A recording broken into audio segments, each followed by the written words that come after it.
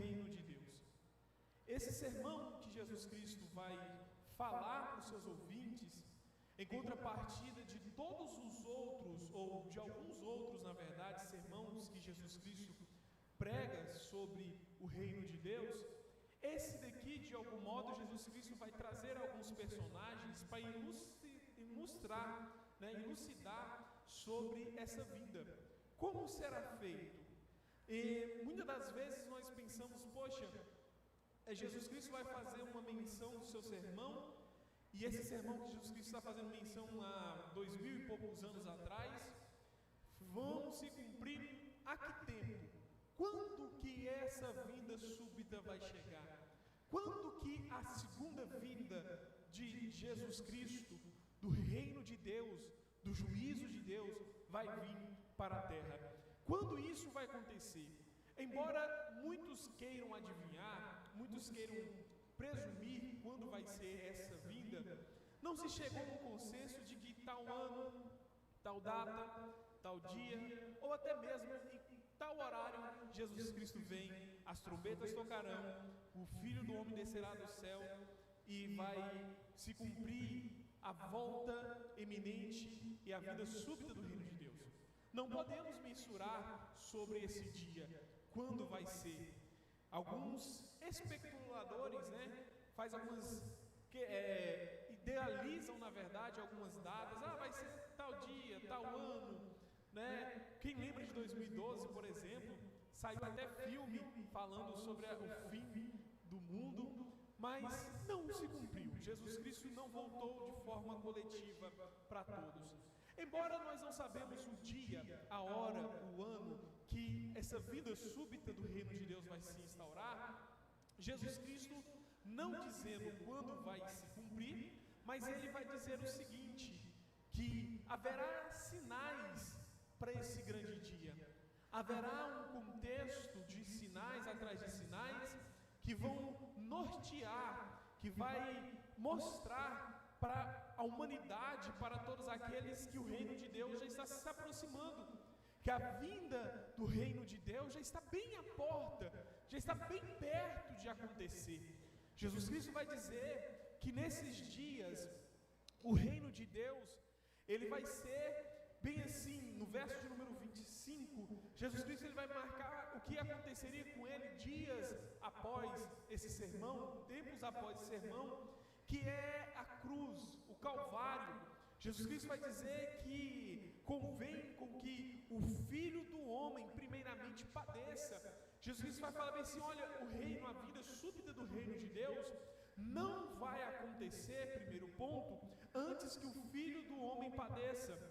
Não vai vir, não vai se instaurar o reino de Deus de forma súbita, sem que o homem, o Filho do Homem, este que vos fala, passe pelo Calvário, passe pela cruz, seja crucificado, seja envergonhado, carregue sobre si o jugo, o peso do Calvário, carregue sobre si, tome na verdade do cálice da ira de Deus no jardim de Getsêmani. Então ele vai dizer no versículo de número 25 dessa Lucas capítulo número 17 o seguinte: mas primeiro convém que ele padeça e seja reprovado por essa geração. Jesus Cristo vai dizer que além dele padecer, aquela geração não iria aceitar o seu reino, não iria aceitar quem ele era, não iria reconhecer Jesus Cristo como Senhor e Salvador, que ele é realmente o Rei dos Reis. Aquela geração iria reprovar Cristo Jesus em cerca de quem ele realmente era. Mas Jesus Cristo vai dizer o seguinte: isso tudo vai acontecer.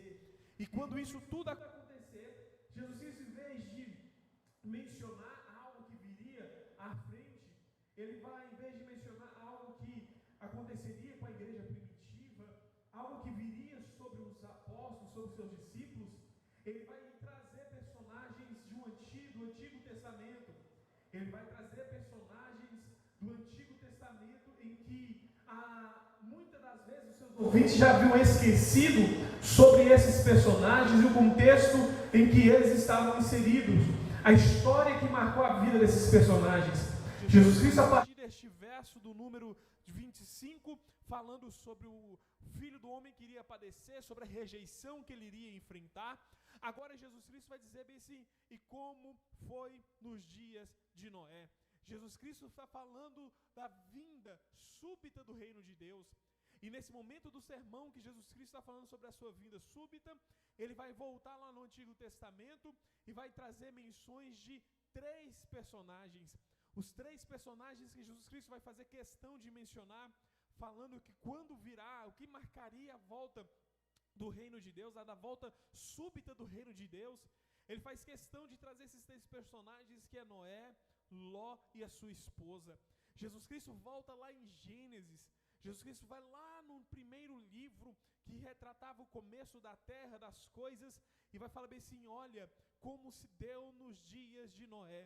Noé, ele estava construindo a arca para o grande dia do juízo de Deus. Lembramos que o texto que nós lemos conta sobre esse dia também que virá a acontecer, sobre essa volta, dessa vinda súbita do reino de Deus. E Jesus Cristo está falando assim: olha, nos dias que o dilúvio iria acontecer, Noé foi chamado, designado por Deus, para construir uma arca para o dia da ira de Deus, o dia do dilúvio.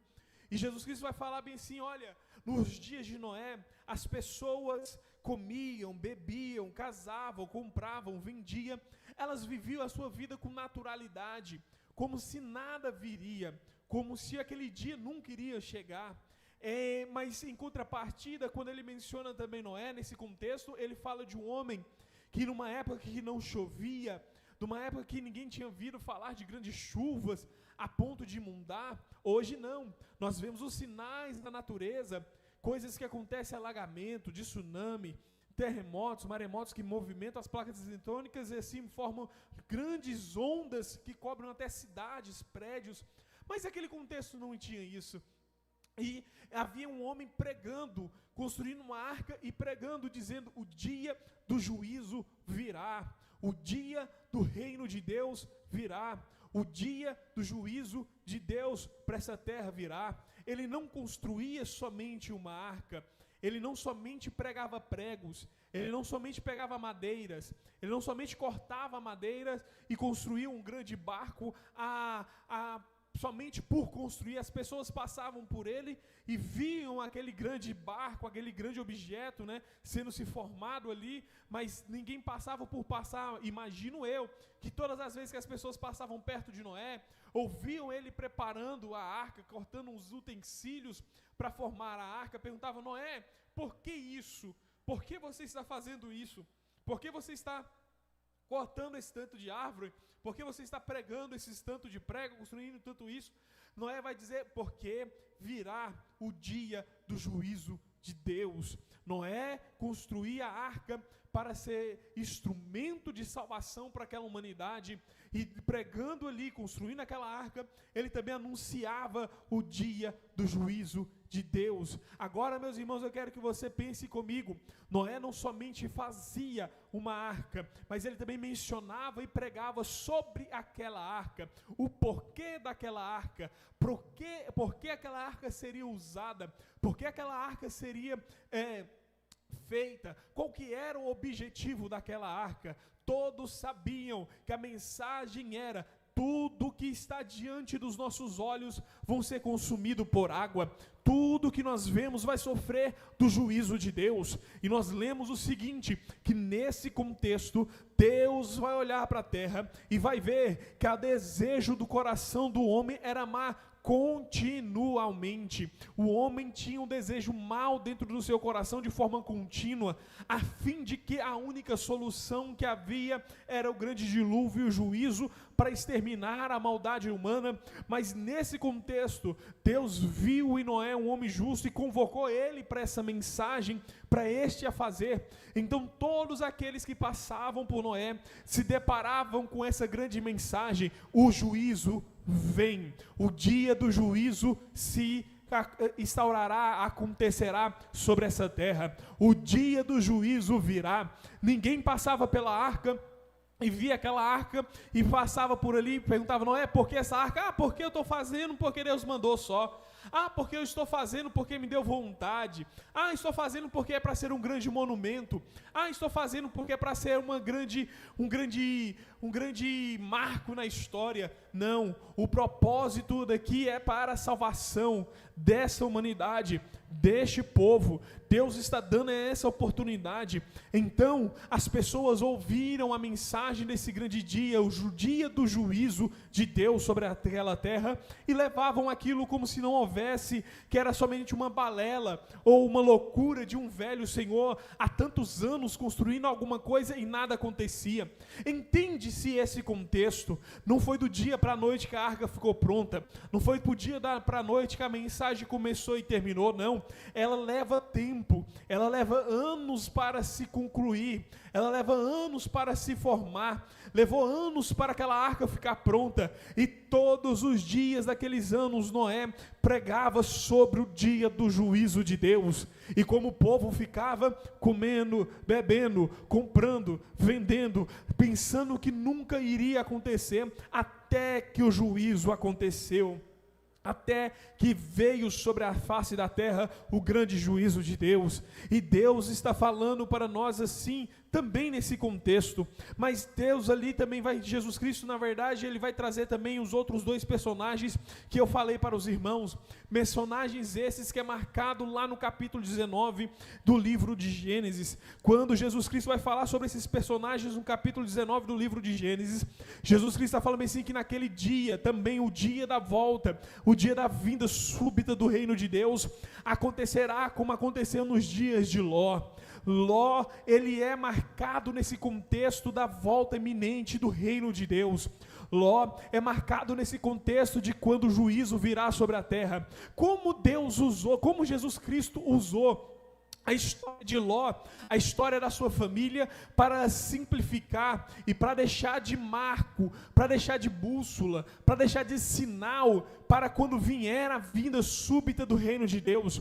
Porque nós vamos ver nesse contexto histórico sobre Ló e sua família, Jesus Cristo vai fazer com que todos os seus ouvintes tragam de volta a sua memória sobre esses personagens. Jesus Cristo faz questão de todos os seus ouvintes, seja ele fariseus, seja ele aqueles que estavam ali por curiosos, seja ele os seus discípulos, seja ele já os convertidos ao cristianismo, aqueles que reconheceram quem Jesus Cristo era, ou somente aqueles que estavam ali para tentar crucificar a Cristo Jesus. E ele vai dizer bem assim: olha, lembrai-vos da mulher de Ló. Quando Jesus Cristo marca esse momento do seu sermão dizendo bem assim, lembrai-vos da mulher de Ló, automaticamente a memória do ser humano, a memória daqueles que estavam ali, que já ouviram a sua história, já ouviram o seu contexto, busca entender e raciocinar e similar o porquê Ló é mencionado, a família dele é mencionada no contexto do grande dia, do juízo, da vinda do reino de Deus. Nós vamos ver que a história de Ló começa juntamente com a história do patriarca Abraão. Ló, ele anda juntamente com Abraão, que é seu tio. Ló, ele conhece o Deus de Abraão. Ló e a sua família sabe quem Deus é. Ló e a sua família viu as promessas de Deus sobre a vida de Abraão. Ló e a sua família viu os livramentos de Deus na vida de Abraão. Ló, às vezes, imagino eu e penso que sim, ouviu até mesmo Deus também falar e conversar com Abraão.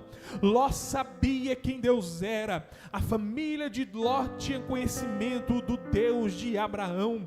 E Ló, ele é um homem que vem caminhando a sua jornada espiritual, a sua vida financeira, a sua vida física, tudo conjuntamente com Abraão, a ponto de Ló ser um homem próspero. Ló, ele é um homem próspero porque o mesmo Deus que trouxe a prosperidade na vida de Abraão, também trouxe a prosperidade na vida de Ló e a sua família. A esposa de Ló conhecia sobre Deus de Abraão.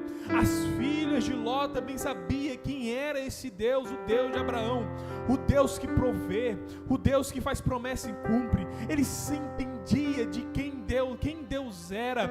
E nós vamos ver que vai chegar no momento em que Ló e a sua família, os seus pastores, o seu rebanho, cresce de uma forma numerosa, a fim de que começou a contender os pastores de Abraão e os pastores de Ló. E Abraão vira para Ló e fala: olha, é o momento da gente separar, é o momento da gente se dividir. Se você for para a direita, eu irei para a esquerda. Se você for para a frente, vamos supor, eu vou para trás.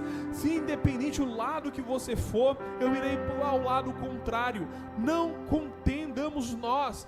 Não é para haver contenda entre nós. Se for preciso nos dividir, vamos dividir, mas que não haja contenda entre nós. Mas quando isso acontece, Ló vai ouvir essa indicação do seu tio, falando: por onde você for, escolhe um lugar. Abraão até deu direito para ele escolher para onde ele queria ir. E Ló vai levantar os olhos. Quando Ló vai levantar os olhos, ele vai olhar as campinas de Sodoma e Gomorra. Quando ele olha as campinas dessas duas cidades, vê os rios que corriam pelas campinas, e o olhar natural de Ló o guiou para aquele local. Grave isso: o olhar natural de Ló guiou ele para as campinas de Sodoma e Gomorra, guiou eles para essa cidade, a ponto que ele achou o seguinte: olha, de lá eu serei mais próspero, ali eu vou ser um homem mais rico, vou prosperar cada vez mais, ali vai ter alimento para o meu gado, para o meu rebanho, ali eu vou conseguir manter a minha família, manter os meus pastores. E Ló vai andar pelo olhar natural, físico do homem. Quando Jesus Cristo diz: olha, lembrai-vos da mulher de Ló, lembrai-vos dessa família, desse contexto, desse personagem também, nos últimos dias. Jesus Cristo está falando: olha, nesses últimos dias que antecede a vinda súbita do reino de Deus. E aqui eu digo para a igreja e para mim também: haverá um momento que muitos vão fazer como Ló, vai começar a andar pelos seus olhares natural, vai começar a olhar pela sua visão humana, limitada e física, achando que o seu olhar natural vai levar ele para um lugar melhor. Em contrapartida, nesse mesmo cenário que Jesus Cristo está falando, ouso a me dizer que mencionar também que Abraão, enquanto Ló levanta os seus olhares para as campinas de Sodoma e Gomorra, achando que o seu olhar natural, achando que a própria força do seu braço, achando que o seu próprio ideal lhe levaria a grandes lugares. Em contrapartida também Abraão, olhando para as montanhas e para o vale. Deixa eu dizer uma coisa: quando Jesus Cristo faz questão de mencionar essa família nos últimos dias que antecede, que marcam a volta iminente do reino de Deus, está falando assim: não faça, o primeiro exemplo, não faça como Ló. O olhar dele levou ele para Campinas aparentemente boa, o olhar dele levou ele para uma cidade que aparentemente haveria um recurso natural, monetário que ele precisava para sobreviver. Faça como Abraão. Abraão entendia que a bênção não estava no olhar natural que ele tinha, que a bênção não estava na força natural que ele havia, no conhecimento natural. É importante ter, no conhecimento natural que ele tinha. Não, a bênção está como Abraão olhou. Se Ló for para as campinas e sobrar somente o deserto, as montanhas e o vale para mim, não vou temer, porque a provisão não vem no meu olhar. E lá vai, a provisão vem da palavra de Deus sobre a minha vida. Se prepara, meus irmãos, a campanha de Daniel está sendo marcada e vai ser marcada por isso. Nos últimos dias que antecede a volta iminente do Senhor Jesus, que é clara, é notória para nós, os princípios das dores, traz a memória dessa família de Ló e a sua esposa. Não ande segundo o seu olhar, não ande segundo a sua palavra, não ande segundo o seu querer, não ande segundo o seu pensar, mas faça como Abraão. Independente de montes ou independente de vale, o Deus que nós servimos, ó glória, Ele é Deus dos montes e também é Deus dos vales. E a tua palavra, meu Deus, aleluia, a tua palavra é o que nos fará prosperar. Eu rupiei aqui agora, é isso, a tua palavra nos fará prosperar. A palavra de Deus sobre nossas vidas, já lançada há muito tempo, é sobre essa que nós iremos tomar as nossas decisões. Quem crê nessa palavra, glorifica a Deus.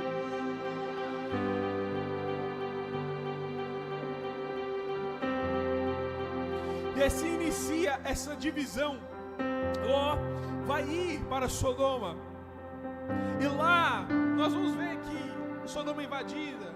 Abraão vai lá, liberta Ló, busca o seu sobrinho. Mas vai chegar um dia que o pecado e a maldade daquela cidade chega até a narina de Deus. A corrupção daquela cidade, a maldade no coração daquela humanidade, daqueles cidadãos, chega diante de Deus. E quando isso acontece, Deus faz o quê? Juízo. E quando Deus vai fazer juízo, Deus não vai fazer um juízo qualquer. Agora é diferente de nos dias de Noé.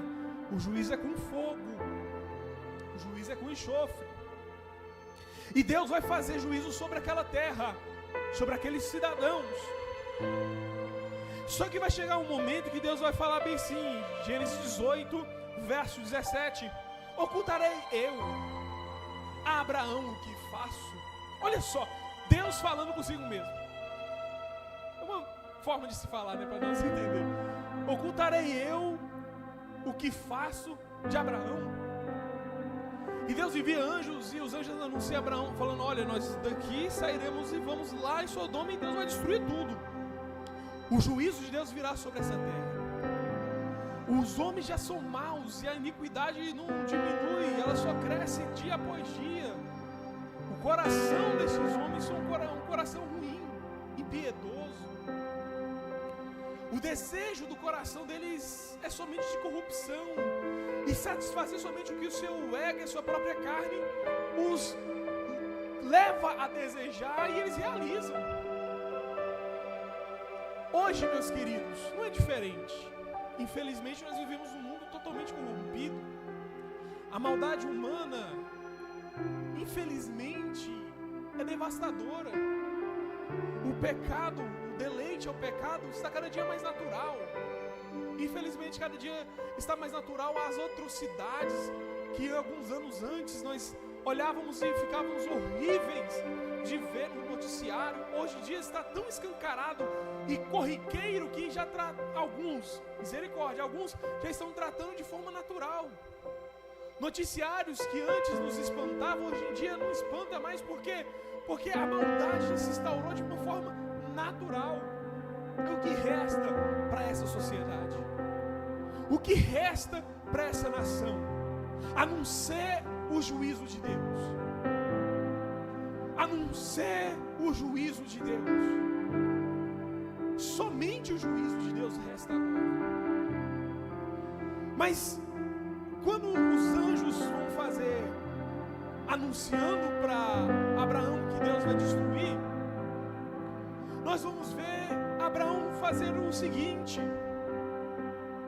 Abraão, ele vai tomar frente e vai interceder, vai falar assim: porventura o Senhor fará juízo ao justo junto do ímpio? Ou porventura Deus não fará separação entre o justo e o ímpio?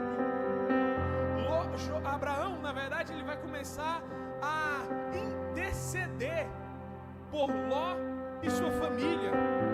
Lembrou que lá havia seus parentes, seus irmãos, na verdade seus sobrinhos, suas sobrinhas. Sabia que lá naquela cidade, lá naquela terra havia alguém dos seus. Lá em Sodoma há alguém dos meus. E Abraão vai começar a interceder. Deus, se tiver 50, o Senhor não vai livrar? Vou. Mas não havia 50 justos. Deus, se tiver 30, o Senhor livra? Livro, mas não tem 50 justos. Deus, se tiver 10, o Senhor livra? Livro, mas não tem 10 justos. Ei, igreja que está reunida nesse dia de sábado aqui na congregação Ebenezer, isso também está acontecendo nesses últimos dias, quando Jesus Cristo diz para nós lembrarmos de Ló e a sua família.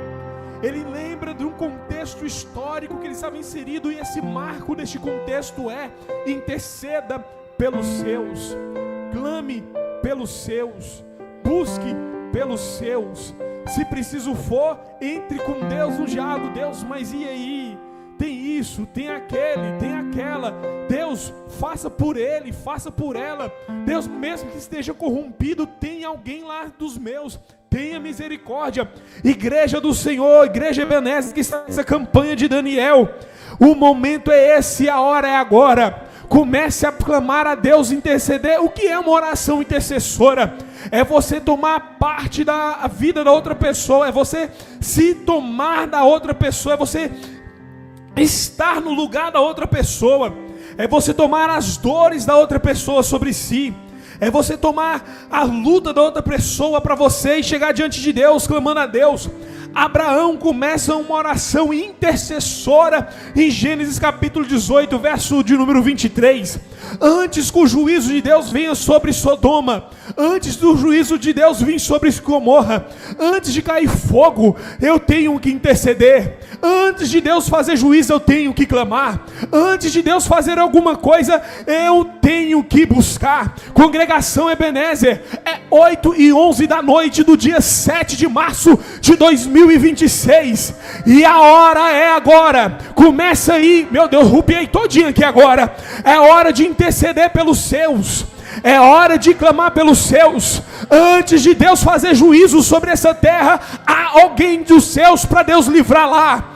Há alguém dos céus para Deus buscar lá. Há alguém dos céus para receber de Deus o grande livramento do juízo. Quem está comigo, quem vai entrar na batalha espiritual é agora. O momento é esse, meu Deus. A hora é agora. Interceda aí, clama aí. Deus, tem o meu filho lá. Meu Deus, tem meu esposo lá. Meu Deus, tem a minha esposa lá. Meu Deus, tem o meu sobrinho lá. Tenha misericórdia. Livra lá, Jesus. Entra lá agora, Jesus. Oh, meu Deus. Ai, ai, ai, ai, ai, ai. Entra lá, Jesus. Não destrói antes do Senhor livrar, não. Não acaba antes do Senhor restaurar, não. Tem misericórdia, Jesus. Jesus, não deixa, não. É Abraão intercedendo e Deus falando, vou livrar. É Abraão falando, tem 10, Deus falou, vou livrar. É Abraão falando, Deus, se tiver 30, Deus, vou livrar. Basta você interceder, basta você clamar. Se tiver 1, eu vou livrar, eu vou livrar, eu vou livrar. Meu Deus, é campanha de Daniel. É hora de tomar um aparato da intercessão. E antes de Deus fazer juízo sobre a nação, antes de Deus fazer juízo sobre a humanidade, antes de Deus fazer juízo sobre esse povo, é hora de interceder, é hora de clamar, é hora de pedir. Pede aí, pede aí, pede aí. É dia 7, é dia marcado que Deus está falando, vou livrar, vou livrar, vou livrar. Seu filho não vai morrer lá fora, seu filho vai receber livramento. Oh glória. Ah, meu Deus. Ai, ai. Não vai morrer, não vai sofrer do juízo, pelo contrário, vai viver o livramento. Pelo que, Davi? Por causa da oração intercessora que está acontecendo agora. Meu Deus. O dia 7 vai ser marcado por isso. Pensei que ia ser consumido pelo juízo, não, Deus livrou. Pensei que ia sofrer o juízo de Deus, não, o sangue de Jesus. Clamei e respondeu. Meu Deus, há livramento sendo acontecendo agora nesse sábado por conta de orações intercessoras. Se você tem fé, eu creio que você tem, porque você está numa campanha de 21 dias. É por causa de livramento, então recebe aí livramento.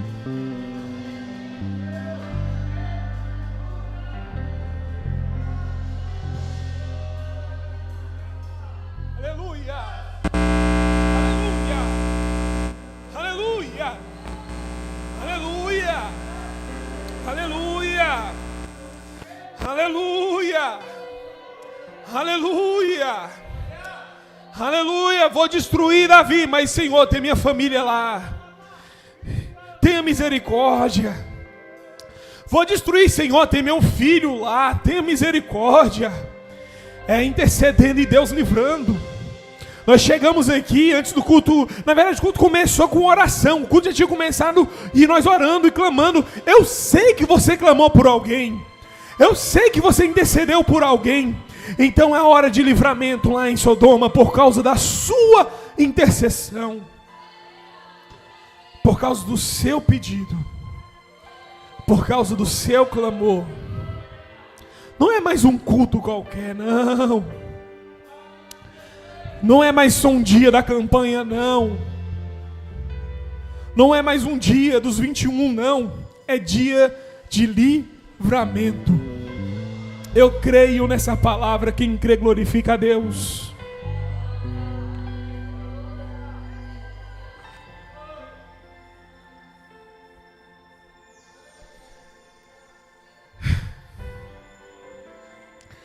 E quando Abraão acaba a oração intercessora, os anjos do Senhor vão para destruir Sodoma e Gomorra. Quando os anjos do Senhor chegam lá em Sodoma e Gomorra, eles parados numa praça, Ló os encontra. Ló os encontra naquela praça.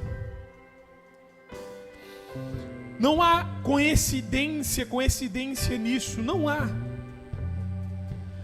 Não foi uma coincidência que fez o Ló se encontrar com os anjos e os anjos encontrar com Ló.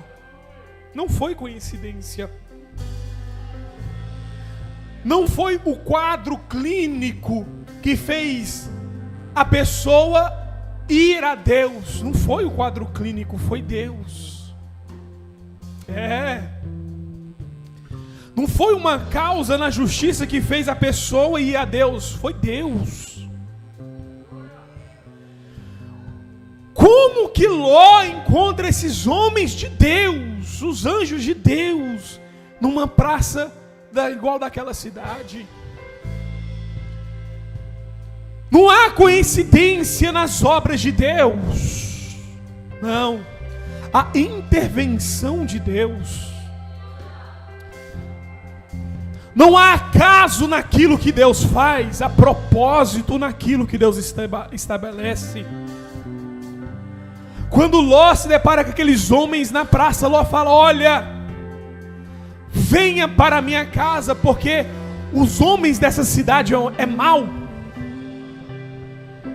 E quando Ló leva os homens para casa, os anjos de Deus para sua casa, Ló vai servir um jantar. Gênesis capítulo 19, verso 2 até o verso de número 4. Ló vai servir um jantar. Os homens de Deus comem aquele jantar. A comunhão na casa. Grave isso. A presença de Deus na casa de Ló. A provisão de Deus na casa de Ló, porque há alimento. E terceiro, vai haver livramento de Deus na casa de Ló. Por quê, Davi? Porque os homens maus daquela cidade vão até a casa de Ló, bate na porta falando: joga esses homens para fora, para nós cometermos atrocidades com eles. Ló entra no meio e fala: não faça tal coisa, toma minhas filhas.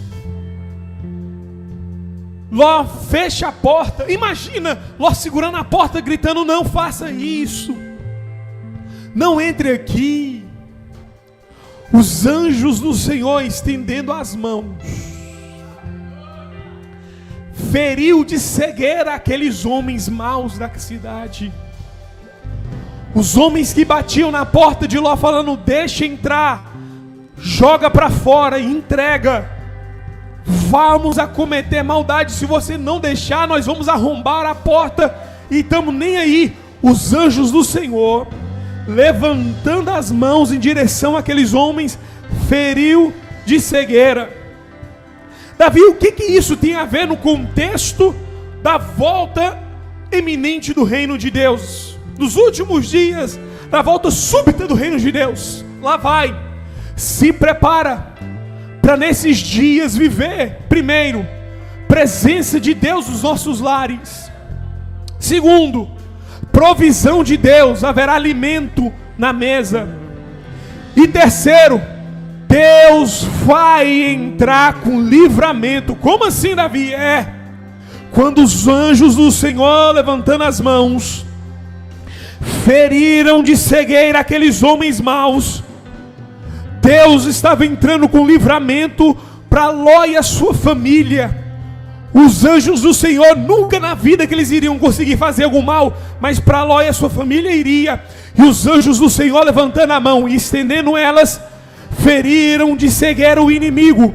Eu creio na palavra de Deus e creio que ela é a maior profecia que nós carregamos na nossa vida. Então lá vai, segura.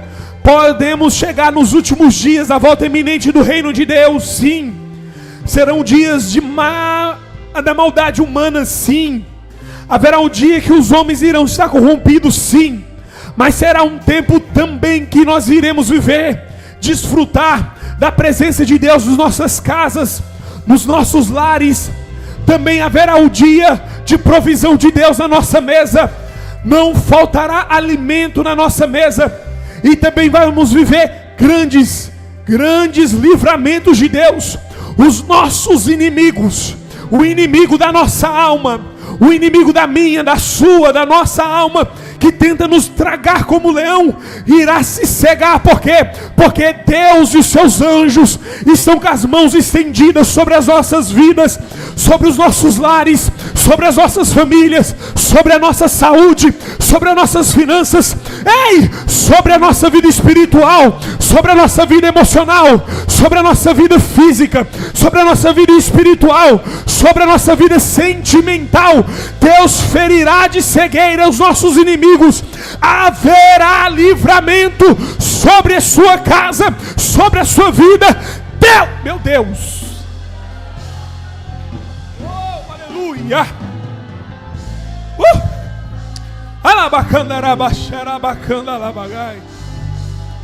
Meu Deus, é o inimigo dizendo: ou deixa entrar, ou eu arrombo e acabo com tudo. E Deus levantando a mão dizendo: aqui não, Satanás, aqui não, aqui tem presença de Deus nessa casa.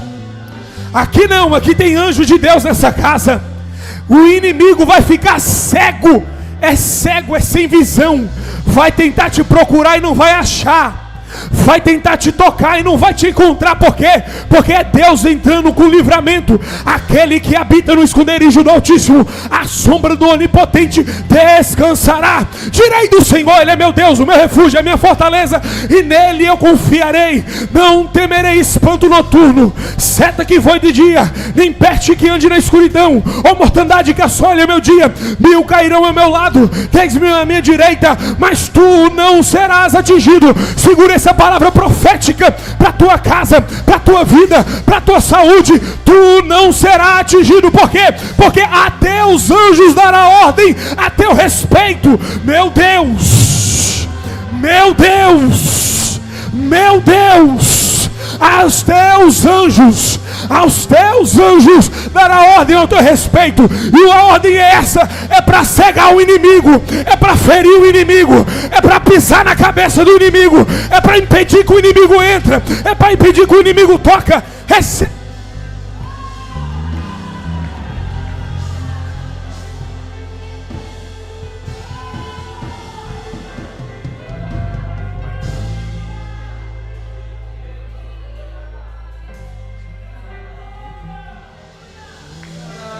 Direi do Senhor, Ele é o meu Deus, o meu escudo, a minha fortaleza.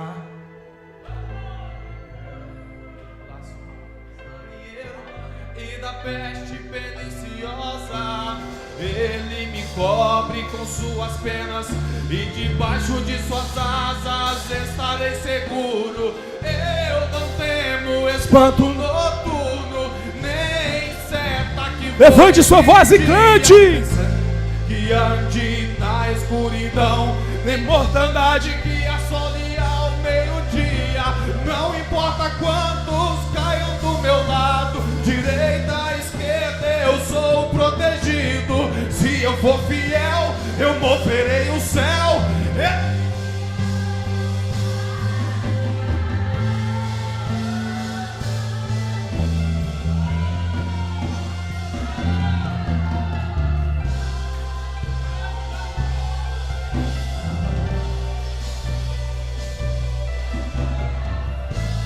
Aleluia. Há livramento de Deus. Há livramento de Deus. Você crê nisso? Amém. Aí os anjos do Senhor viram para Ló e falam o seguinte: Ló, Deus fará juízo sobre essa terra. Deus fará juízo sobre essa terra. Ao amanhecer do dia, Deus enviará fogo e enxofre sobre essa terra. Há alguém que você quer que vá contigo? Ló vai se lembrar dos seus genros. Gênesis 19, lá no verso de número 14. Ló vai chegar nos seus genros com a mensagem de salvação. Para mim saber que vocês estão aqui comigo, diga: mensagem de salvação. A mensagem de salvação é essa: venha comigo, porque Deus fará juízo sobre essa terra. Venha comigo, que Deus vai nos livrar do juízo em Sodoma. Só porque essa mensagem de salvação para os genros de Ló é tido como uma mensagem de brincadeira. Está lá escrito, bem assim, por zombador aos olhos do seu genro. Eles olharam para a mensagem de Ló e falaram assim: isso aí é balela, isso aí não existe, isso é jargão de pregador, isso é coisa de pastor, isso é coisa de liderança, isso é coisa de crente doido. Esses crentes que ficam esse negócio: Jesus volta, Jesus volta, Jesus vai voltar. Passou tanto tempo, Jesus não voltou. E levam na brincadeira a mensagem de salvação. Levam na brincadeira a mensagem que os livraria de Sodoma, a mensagem que os livraria de Gomorra. E eles falam assim: isso aí é balela, isso aí é brincadeira, vou nada. Para que eu vou deixar Sodoma? Para que eu vou deixar Gomorra? E Ló volta e fala para os anjos, fala assim: ó, não quer ir? Tchau, escapa-te por tua vida. Quando os anjos viram para Ló e falam assim: escapa-te por tua vida, os anjos falam assim: Ló, você tem que evangelizar sim, você tem que clamar e anunciar sim, você tem que anunciar boas novas sim, você tem que anunciar o reino de Deus sim. Mas se não quer vir, está levando com mensagem, com brincadeira, você está falando, e ninguém quer, escapa-te por tua vida. Os anjos estão falando assim: valoriza você essa mensagem, viva você essa mensagem, busque você por essa mensagem, dedica você por essa mensagem. É hora de olhar por você, é hora de olhar por sua casa, por sua vida, Ló. Escapa-te por tua vida, valoriza as coisas de Deus. Se eles não querem valorizar, valoriza você.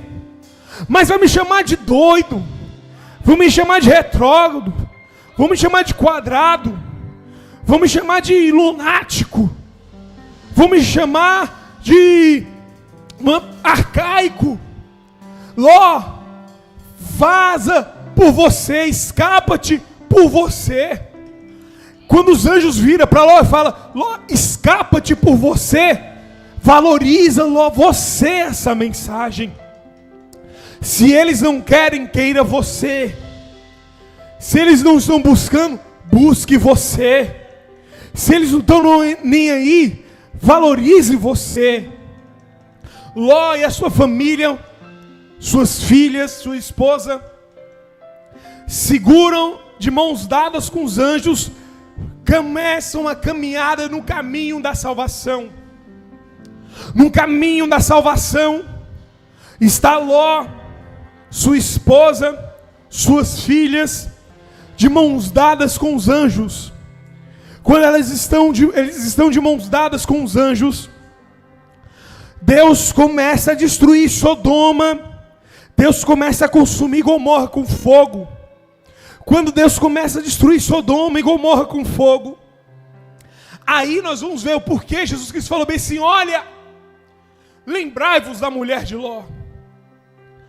Como no contexto da volta iminente do reino de Deus, nos últimos dias, Deus fala assim: lembrar dessa mulher, porque ela já está no caminho da salvação, ela já conhece Deus, ela já sabe quem Deus é, ela já viveu a intervenção de Deus, ela já viveu a provisão de Deus, ela já viveu o livramento de Deus, ela já viu Deus operar com seus próprios olhos, ela já está no caminho da salvação.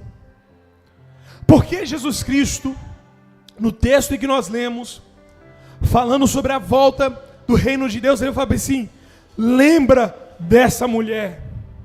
Agora a mensagem de Jesus Cristo já está direcionada para os cristãos, já está direcionada para mim, para você, que já está trilhando nesse caminho, para mim e para você, que já reconhecemos Jesus Cristo como Senhor e Salvador das nossas vidas, para mim e para você, que já somos batizados, que já participamos da ceia, que tomamos a ceia mensalmente, em comunhão com Cristo e a igreja. É para mim e para você que vem todos os cultos, que oramos, que buscamos, que jejuamos. Para mim e para você, que estamos fazendo a campanha de Daniel, que sabemos quem Deus é, já estamos no caminho da salvação. E quando Jesus Cristo fala assim: olha, vocês têm que lembrar dela, por quê? Porque no caminho da salvação ela se perde. No caminho da salvação ela vai voltar com seu olhar para trás. É nesse caminho que, quando ela vira para trás, que nós vamos ver lá em Gênesis capítulo 19, versículo de número 26. E olhou a mulher de Ló para trás e se converteu em uma estátua de sal. Quando a mulher de Ló olha para trás, ela se converte em uma estátua de sal. Meu querido e amado irmão que está aqui nessa noite, essa mensagem é para mim e para você. O inimigo da nossa alma não quer nos tirar do caminho. Antigamente ele queria nos tirar da igreja, nos jogar lá fora. Hoje não. Ele quer nos paralisar neste caminho. Quando ela entra no caminho de salvação, quando ela está trilhando neste caminho com suas famílias de mão dadas com o anjo, ela andando de mão dadas, o coração desejou, remeteu um olhar dela para aquilo que ela vivia, o que ela desejava ainda dentro de si. E ela cedeu a olhar para trás. Quando ela cede o desejo de olhar para trás, ela se converge nessa estátua. Quando ela se converge nessa estátua, nós vamos ver primeiro, só olha para trás quem perdeu o entusiasmo do conquistar à sua frente. Só retrocede quem perdeu o entusiasmo de alcançar o que está à sua frente. Paulo vai dizer, olhando-me pela... como é que é, meu Deus do céu? Prossigando para as coisas que estão diante de mim, e esquecendo-me das coisas que estão atrás de mim, prossigo para o alvo que está diante de mim. Quando Paulo fala que abandonou, esqueceu aquilo que estava à sua trás e prossegue para o alvo que está à sua frente, Paulo falou: aquilo que passou, passou.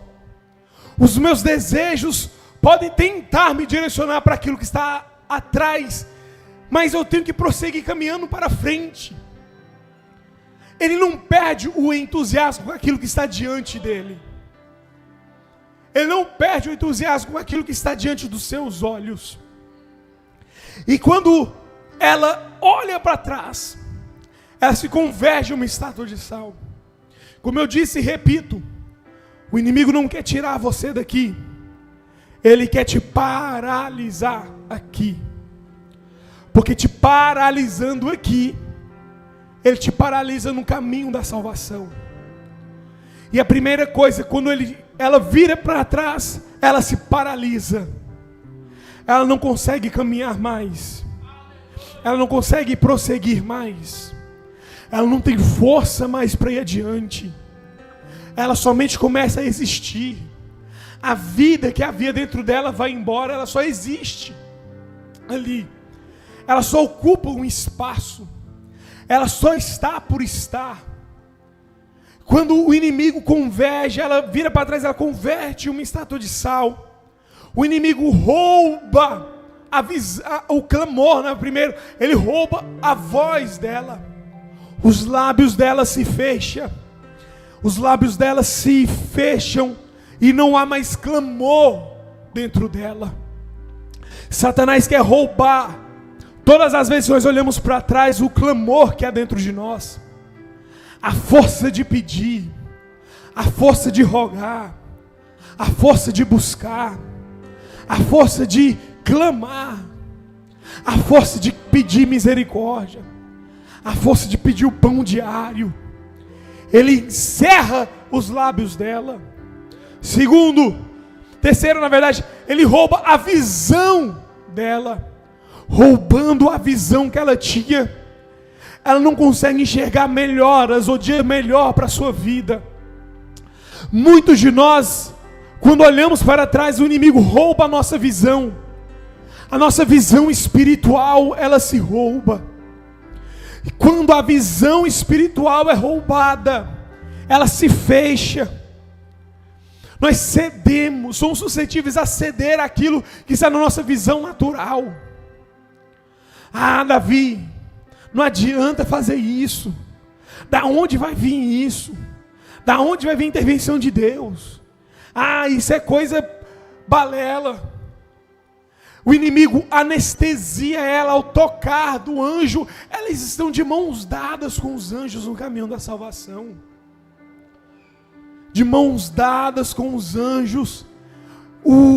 Ela se, olhando para trás, quando ela se converge nessa estátua, ela fica anestesiada ao tocar de Deus. Já não sente mais Deus tocando. Já não sente mais Deus direcionando. Já não sente mais o Espírito Santo segurando as mãos para guiar, para direcionar. Começa a tratar tudo com normalidade. O culto passa a ser mais um culto. A ceia passa a ser somente um cálice com suco de uva e um pão. As coisas espirituais perdem o brilho espiritual. Isso é neutralidade ao tocar de Deus. Isso é neutralidade ao toque do Espírito Santo.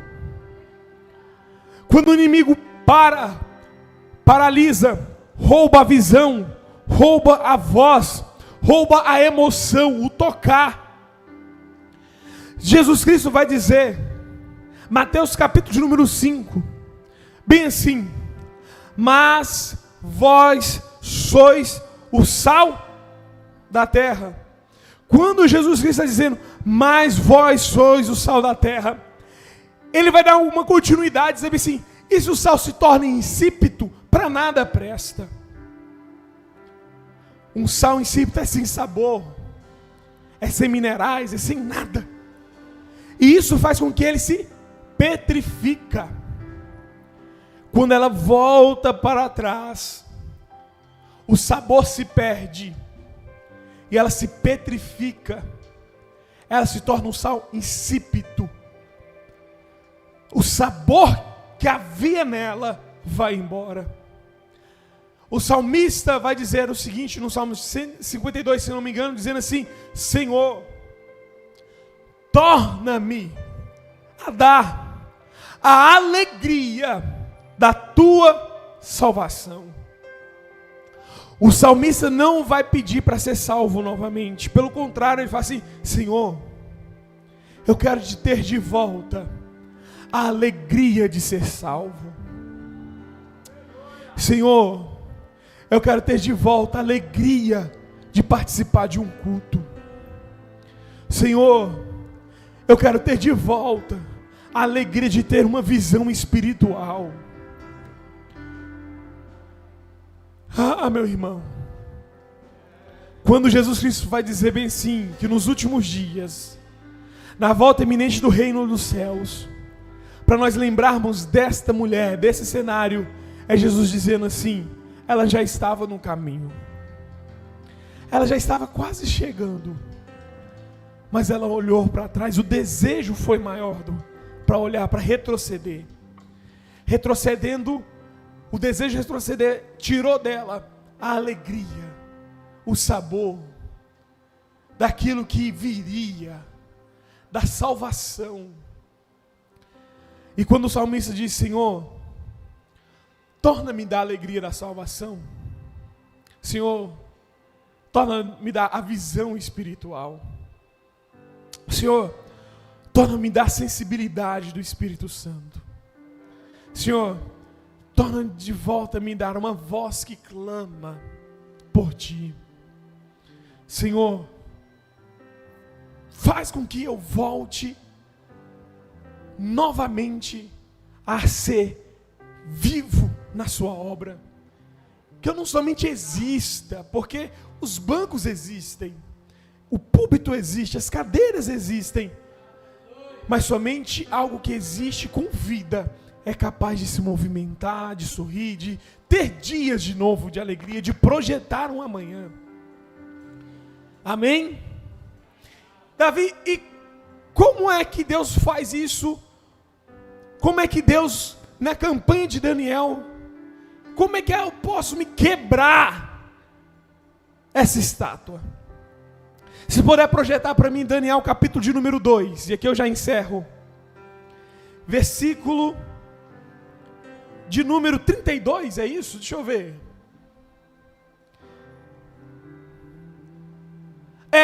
Eu vou lendo até a parte da pedra, e eu peço que você se coloque de pé comigo, e aqui eu já encerro. Se você chegou aqui uma estátua no caminho da salvação, se prepare, porque eu tenho uma boa notícia para você essa noite. Você pode glorificar a Deus comigo?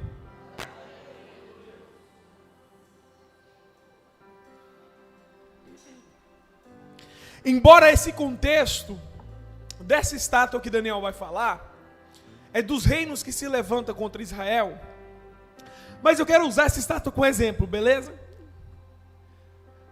Diz assim: a cabeça daquela estátua era de ouro fino, e no seu peito e os seus braços de prata, e o seu ventre e suas coxas de cobre. Prossiga, por favor. As pernas de ferro, os seus pés em parte de ferro e em parte de barro. E estavas vendo isso quando uma pedra foi cortada sem auxílio de mão, a qual feriu a estátua aos pés de ferro, de barro, e os esmiçoou. Então, injustamente, esmiçoou o ferro, o barro, o bronze, a prata, o ouro, e os quais se fizeram como pragana dos eiras, do estio, e do ventre os levou. E não se achou lugar algum para eles, mas a pedra que feriu a estátua tornou um grande monte, encheu toda a terra. Davi, como eu já cheguei aqui praticamente uma estátua, o inimigo me paralisou, roubou a minha visão, roubou a minha emoção, eu estou uma estátua. Quem pode me tornar a vida e desmiçoar a estátua que eu me tornei? A estátua que o inimigo conseguiu me convergir no caminho da salvação. Esta pedra que Daniel vai falar, ela é Cristo Jesus. Essa pedra que desceu do alto monte, sem mão humana alguma, que desmiçoou, quebrou tudo, desfez aquela estátua, e essa pedra que se transformou em um grande monte e cobriu toda a terra, é Cristo Jesus. Se você chegou aqui uma estátua, eu tenho uma boa notícia de Deus para a sua vida. Cristo Jesus está aqui nessa noite como essa pedra, para desmiçoar tudo, quebrar tudo. Davi, se minha vida espiritual está travada, Cristo quebra tudo que está travando agora. Davi, a minha visão está travada. Jesus Cristo quebra essa barreira da sua visão. Davi, eu estou paralisado. Jesus Cristo quebra essas algemas que te paralisam agora. Por quê? Porque Ele vem como essa grande pedra, quebrando tudo quanto é estátua. Se você chegou aqui paralisado como essa estátua, se preparem, porque é uma grande pedra que Deus está descendo, desmensuando tudo, refazendo tudo de novo. Você pode orar comigo? Senhor Jesus, Deus, sabemos que o Senhor está vindo, e sabemos mais que o Senhor marcou essa campanha de Daniel para falar comigo e sua igreja. Jesus, nós já estamos neste caminho de salvação.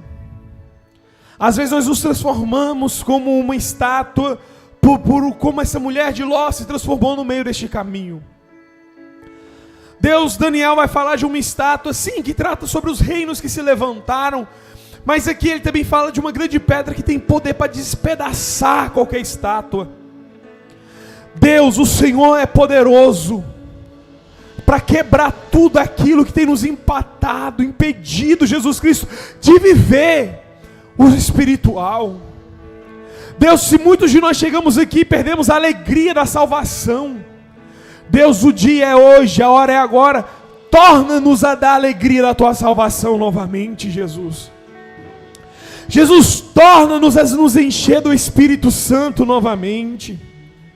Jesus, nós queremos sentir o Senhor de novo. Jesus, nós queremos ser tocados pelo Senhor de novo. Jesus, nós não queremos perder o entusiasmo com o céu que o Senhor já nos preparou. Deus, o inimigo sabe que daqui de dentro ele não nos consegue nos tirar mais, mas muitas das vezes ele quer nos paralisar aqui dentro. Assim como ele tentou e conseguiu paralisar a esposa de Ló naquele caminho, Deus, não deixe que nós nos perdemos no caminho da salvação. Deus, o reino do Senhor está às portas, o Senhor está voltando, o Senhor está chegando, está bem aí. Deus, que nós não nos percamos neste caminho, mas pelo contrário, que mantenhamos firme e acesa dentro de nós a alegria de ser salvo, a alegria de caminhar com o Senhor, a alegria de clamar, falar, pedir, buscar, enxergar, viver as coisas sobrenaturais. Deus, essa campanha de Daniel, Jesus, Deus, nesse dia 7 de março de 2026, Deus, que seja um dia que o Senhor vai despedaçar tudo aquilo que se transformou em insípido nas nossas vidas, tudo aquilo que perdeu o sabor, tudo aquilo que perdeu o toque do Espírito, tudo aquilo que perdeu a alegria do Teu Espírito Santo. Deus, que o Senhor na noite de hoje possa curar, transformar, que nós possamos sair daqui edificados pela Tua presença, Espírito Santo. É o que nós te pedimos, em nome de Jesus. Que tira a folga do fogo e faz o leão jejuar. O Deus que derruba muralhas, da estéril faz mãe de filhos, é o mesmo que bradar do alto, não temas, oh, Deus já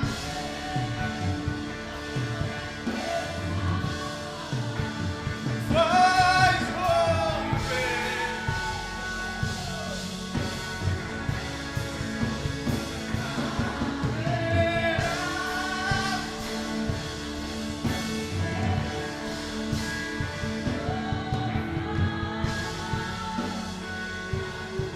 Deus já tem, Deus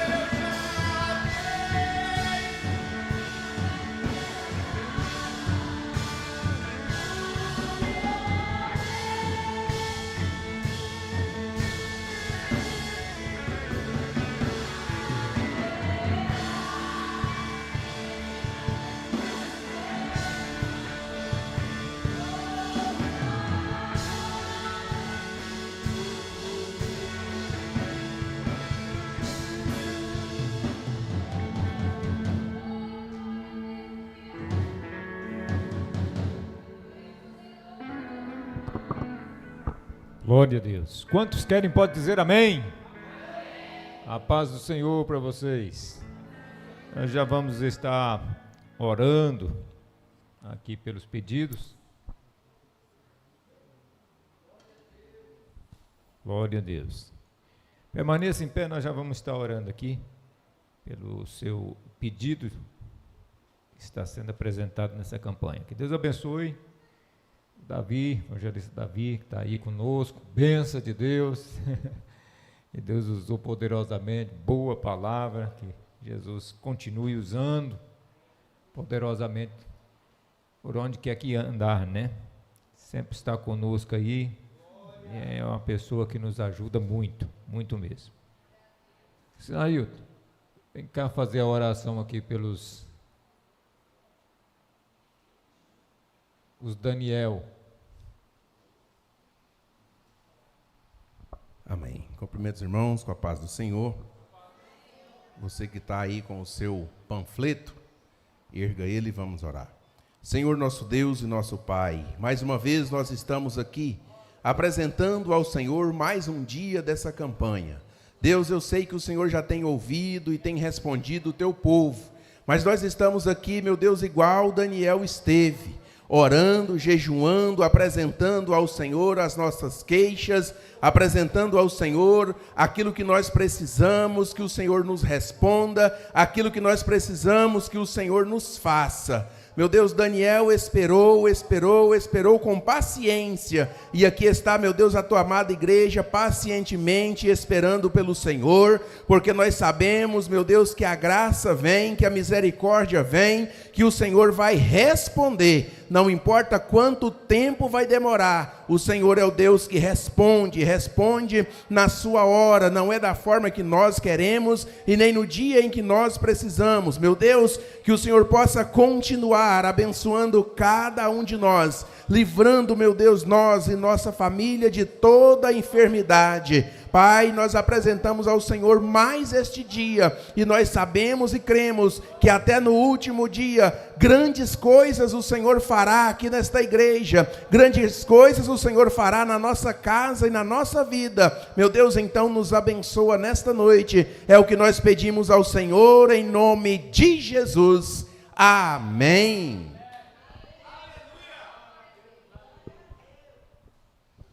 Glória a Deus.